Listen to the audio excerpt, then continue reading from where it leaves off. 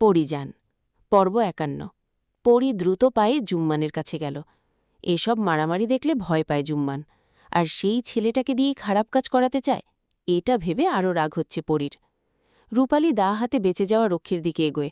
লোকটা ভয়ে এক কোণে দাঁড়িয়ে আছে, তবে রূপালী তাকে বাঁধল দড়ি দিয়ে। এবার জুম্মানকে ওরা বাড়িতে পাঠাবে। সিরাজ এক্ষুনি চলে আসবে। এখন জুম্মানকে বাইরে পাঠানোটা ঠিক হবে না। পরি জুম্মানকে উদ্দেশ্য করে বলে, এক্ষুনি সিরাজ এখানে আসবে, তুই লুকিয়ে বাড়িতে যাবি, সদর দরজা দিয়ে ঢুকবে না, গাছ বেয়ে ছাদে উঠবি, তারপর ঘরে যাবি, সবার আগে সোনা আপার ঘরে যাবি, সেখানে তোর শায়ের ভাইকে আমি বেঁধে রেখেছি, তুই আগে তার বাঁধন খুলে দিবি। আমার শ্বশুরবাড়ির পথ জানা আছে তোর, রাতের বেলা যেতে পারবি তো? কি হচ্ছে কিছুই বুঝতে পারছে না জুম্মান, তবে এটুকু বুঝতে পারছে যে পরীর কথা মতো ওকে কাজ করতে হবে, তাই সে মাথা নাড়ল। পরি বলল, শেফালিকে বলবি ও যেন পিকুলকে নিয়ে বাইরে তোর কাছে দিয়ে যায়, তারপর পিকুলকে নিয়ে আমার শ্বশুরবাড়িতে চলে যাবি, আমি পরে তোকে চিঠি পাঠাবো, কেমন? জুম্মান কাঁদছে আর মাথা নাড়ছে। সে বলে, আব্বা একটুও ভালো না আপা, আম্মারে খুব মারে, ওই দিন আমারে কইল আমি যদি মিথ্যা কইয়া তোমারে বাড়িতে না আনি তাইলে আম্মারে মাইরা ফালাইব। এরই মধ্যে সেখানে সিরাজের আগমন ঘটল। পরি আশেপাশে রূপালীকে দেখল না। জুম্মান দৌড়ে পালিয়ে গেল। সিরাজের বুঝতে বাকি রইল না কিছুই। লাঠি হাতে সোজা হয়ে দাঁড়াল পরি। সিরাজ বলল, তুমি এখানে? বাহ, চিন্তাশক্তি দারুণ তোমার, আমাকে চিনে ফেললে, তবে আজ পরি হয়ে নয়, তোমার জম হয়ে এসেছি। পরনের পাঞ্জাবির হাতাটা গোটাতে গোটাতে এগিয়ে এলো সে। ঠোঁটের কোণে তার ঝুলে আছে হাসি। আশেপাশের সবকিছুই সে ভালো করে দেখে নিল। আসার সময় রক্ষীদের না দেখেই তার সন্দেহ হয়েছিল। পুরোপুরি নিশ্চিত হওয়ার জন্যই সে ভেতরে আসে। ঘরের এক কোণে রক্ষীকে বাধা দেখে সেদিকে পা বাড়াল সে, কিন্তু মাঝপথে লাঠি উঁচিয়ে পরি তাকে থামিয়ে দেয়। ভুলে ওদিকে পা রেখো না, আগে নিজের দিক ভাবো। সিরাজ আবার হাসে। তুমি আমার সাথে লড়াই করতে এসেছ পরি?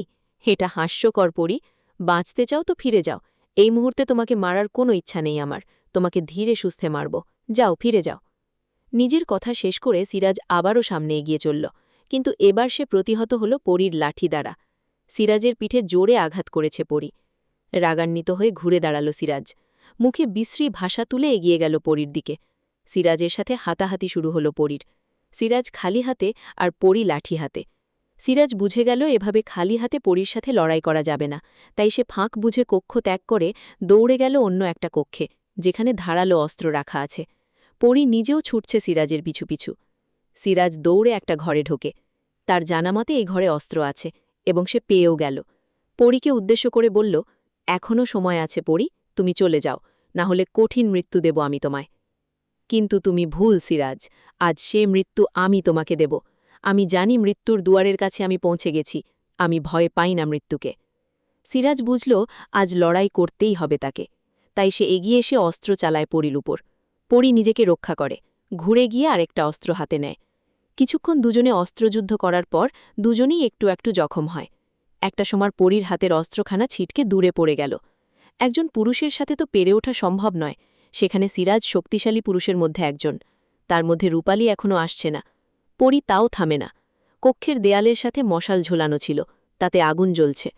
পরি দ্রুত পদে আগুনের মশালটা হাতে নিল, সিরাজের দিকে উঁচিয়ে ধরল। এভাবে কয়েকবার নিজেকে রক্ষা করে পরি, কিন্তু সিরাজ মশাল সহ পরির হাত ধরে ফেলে। অন্য হাত দিয়ে অস্ত্র ধরে পরির গলায়। পরি নড়াচড়া বন্ধ করে কিছু একটা ভাবতে থাকে। সিরাজ বলে, রূপের দেমাক তোমার, তাই না? এর জন্যই তো শায়ের এত পাগল, তবে আজকের পর সেই পাগলামি তুমি দেখবে না। রূপ না থাকলে শায়ের তো তোমার ধারে কাছেও আসবে না। সিরাজ মশালটা চেপে ধরে পরির মুখের উপর। অগ্নিলাভায় পরির মুখটা ঘুরিয়ে নেয় পরি। মুখে কাপড় বাঁধা ছিল, আগুন লেগে গেল কাপড়ে। পরি সাথে সাথেই লাথি মারে সিরাজের পশ্চাতে এবং ছিটকে দূরে সরে যায়। পরি হাত দিয়ে বৃথা চেষ্টা জানায় আগুন নেভানোর, কিন্তু পারে না। আগুন ছড়িয়ে যাচ্ছে পরির মুখের চারিদিকে এবং গলাতেও। পরি কাপড়টা খুলতে চাইল, কিন্তু ওর হাতে জখম হয়েছে, তাই বাথাই ঠিকমতো খুলতেও পারছে না। কাপড় পুড়ে পুড়ে পরির মুখের সাথে লেগে গেল। ভীষণ জ্বালাপোড়া হতে লাগল পরির। সিরাজ আবার উঠে দাঁড়াল, এগিয়ে গেল পরির দিকে। পরমুহূর্তে ঘটে গেল আরেকটি ঘটনা। পেছন থেকে একটা তলোয়ার এসে ভেদ করে সিরাজের বুক। পেছন ফিরতে পারে না সিরাজ, শুধু নিজের বুক ভেদ করে বের হওয়া তলোয়ারের রক্তমাখা মাথাটার দিকে তাকিয়ে রইল নির্নিমেষ।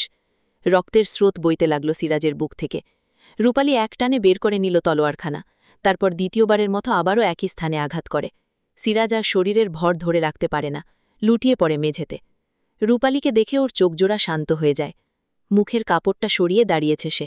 সিরাজের দিকে তাকিয়ে সে হেসে বলে, পেছন থেকে আঘাত করার পদ্ধতি আমি তোমার কাছ থেকে শিখেছি সিরাজ, দেখো আজ কাজে লেগে গেল। কিন্তু রূপালী আর কিছু বলতে পারে না সিরাজকে। পরীর আর্তনাদে সেদিকে ফিরে তাকায়।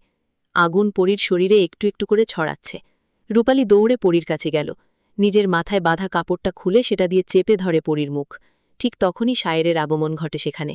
প্রিয়তমার এরকম অবস্থা দেখে দৌড়ে গেল সে। রূপালীর হাত থেকে কেড়ে নিল কাপড়টা, নিজেই নেভালো আগুন। কিন্তু ততক্ষণে পরীর অর্ধেক ঝলসে গেছে আগুনের তাপে। শায়ের ছুটে গেল বাইরে।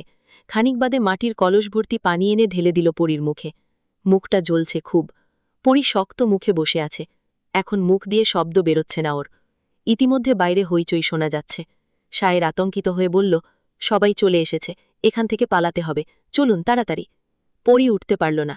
শায়ের বিলম্ব না করে কোলে তুলে নেয় পরীকে। রূপালীকে সাথে করে পেছনের দরজা দিয়ে বের হয় ওরা। আফতাবসহ বাকি সবাই ততক্ষণে বাড়ির ভেতরে প্রবেশ করে। সিরাজই কদের খবর পাঠিয়েছিল। আসার পথে রক্ষীদের না দেখতে পেয়ে সিরাজের চতুর মন বুঝতে পারে এখানে কিছু হয়েছে। আশেপাশে খুঁজে সেই রক্ষীদের বাধা অবস্থায় দেখতে পায় সবাই। একজনের জ্ঞান ছিল না, আরেকজনের বাঁধন খুলে তাকে জমিদার বাড়িতে খবর দিতে পাঠায়। এজন্যই আফতাব তার দলসহ চলে এসেছে। সিরাজের নিথর দেহ পড়ে থাকতে দেখে সবাই অবাক হয়ে যায়। রক্তে ভেসে যাচ্ছে চারিদিক। কে মারল সিরাজকে? অন্য কক্ষে বেঁধে রাখা সেই রক্ষীকেও রক্তাক্ত অবস্থায় দেখতে পায় সবাই। সেও মৃত। আফতাবের সন্দেহ পুরোটাই পরীর ওপর গিয়ে পড়ে। সে চারিদিকে লোক পাঠায়। পরী নিশ্চয়ই আশেপাশে কোথাও আছে। কিন্তু ততক্ষণে শায়ের পরীকে নিয়ে চলে যায়। পরীর শরীরের শক্তি খুবই কম। শায়ের কি করবে ভেবে পাচ্ছে না। রূপালী বলে উঠল, পরীকে এক্ষুনি ডাক্তারের কাছে নিয়ে যেতে হবে, ওর কষ্ট হচ্ছে। শায়ের রূপালীকে বলে উঠল, আপনি বাড়িতে ফিরে যান, আপনার বাবা আপনাদের খোঁজ করতে বাড়িতে যাবে। বাড়ির কেউই আমাদের খবর জানে না, আপনি থাকলে সব সহজ হবে। কিন্তু পরী? শায়ের একটু ধমকে উঠে বলল, আপনি যান, পরিজানকে আমি সামলে নেব। রূপালী দেরি করে না, দৌড়ে চলে গেল জমিদার বাড়ির রাস্তা ধরে। শায়ের উপায়ন্তর খুঁজতে লাগল। এই মুহূর্তে পরীকে শহরের ভালো কোনো ডাক্তার দেখাতে হবে। এই রাতের বেলায় গাড়ি পাওয়া মুশকিল, কিন্তু পরীকে তো নিতেই হবে। রাতের বেলায় গাড়িওয়ালা চাচাকে ঘুম থেকে ডেকে তুলে শহরের পথে রওনা দিল শায়ের। সারা রাস্তা পরীকে সে বুকে চেপে ধরে রাখে। আমার কথা না শুনে কেন গেলেন আপনি সেখানে পরিজান? আমি যে এখন আপনার কষ্ট সহ্য করতে পারছি না। পরী ঠোঁট নাড়িয়ে কিছু বলার চেষ্টা করে, কিন্তু পোড়া স্থানে টান ধরায় ব্যথা অনুভব করতেই থেমে যায় তার। শায়ের বলে, আপনি কথা বলবেন না পরিজান, দয়া করে চুপ থাকুন, চিন্তা করবেন না, আপনি শীঘ্রই সুস্থ হয়ে যাবেন, আমি থাকতে আপনার কিচ্ছু হবে না। গাড়ি থেকে নেমে নৌকার খোঁজ করে শায়ের। পেয়েও যায়। শহরে যেতে হলে পদ্মা পাড়ি দিতে হবে। এখন কোনো ট্রলার পাওয়া যাবে না। জেলেদের নৌকা দেখা যাচ্ছে শুধু। তাদেরই এক নৌকায় করে পরীকে নিয়ে রওনা হয় শায়ের। পদ্মা পার হওয়া চারটেখানি কথা নয়। বৈঠা বেয়ে যেতে অনেক সময়ই লেগে গেল।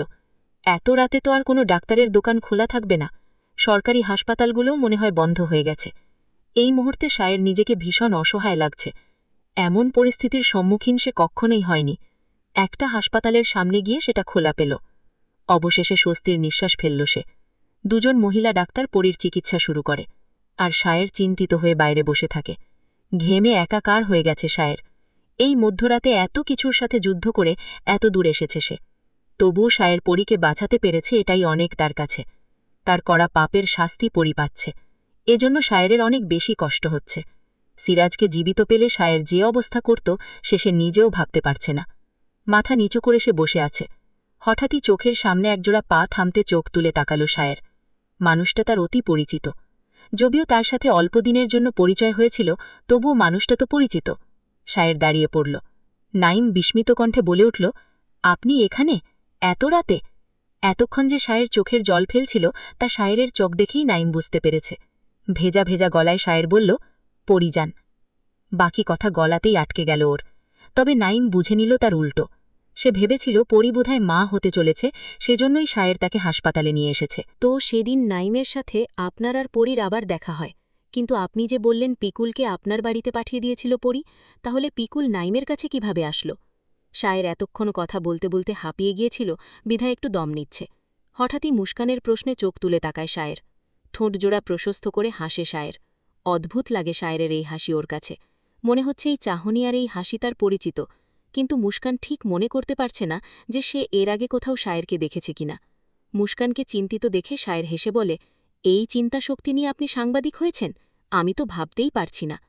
কথা শেষ করতে করতেই আবারও হাসে সায়ের। মুস্কানের ভীষণ অস্বস্তি লাগছে। এই হাসিটা ওর চেনা, কিন্তু মনে পড়ছে না সে কোথায় দেখেছে। কিছুক্ষণ গভীরভাবে ভাবার পর ওর মনে পড়ল শোভনের কথা, কিন্তু কেন মনে এলো তা সে বুঝতে পারছে না। শোভনের চোখ দুটো যেন একদম সায়েরের মতো, এমনকি হাসিটাও। কিন্তু শোভন তো রূপালীর ছেলে, নাইমি তো ওটে বলেছে। তাহলে সায়েরের সাথে শোভনের এত কেন মিল? মাথা ঘোরাচ্ছে মুস্কানের। এ কোন গোলধাঁধায় আটকে গেল সে? তবে সে নিশ্চিত সায়ের এ বিষয়ে মুখ খুলবে না। সায়ের আগের মতোই হাসছে। মুস্কান ভেবে পাচ্ছে না এরকম একটা সময়ে আদৌ কোনো লোক হাসতে পারে। দুদিন পর তার ফাঁসি, পরীর মতোই সে হাসতে হাসতে মৃত্যুকে বরণ করতে চাইছে। মুস্কানের মনে পড়ে গেল পিকুলের কথা। হিসেব অনুযায়ী পিকুলের জন্ম 1999-এ। তাহলে পিকুলের বর্তমান বয়স 10 বছর, কিন্তু শোভনের বয়স মাত্র 6। তার মানে শোভন পিকুল নয়, সে অন্য কেউ। তাহলে শোভন সায়েরের পরিসন্তান। এসব কথা মাথায় আসতেই চট করে দাঁড়িয়ে পড়ে মুস্কান। সায়েরের সাথে আর কোনো কথা না বলে দৌড়ে থানা থেকে বের হয়ে যায়।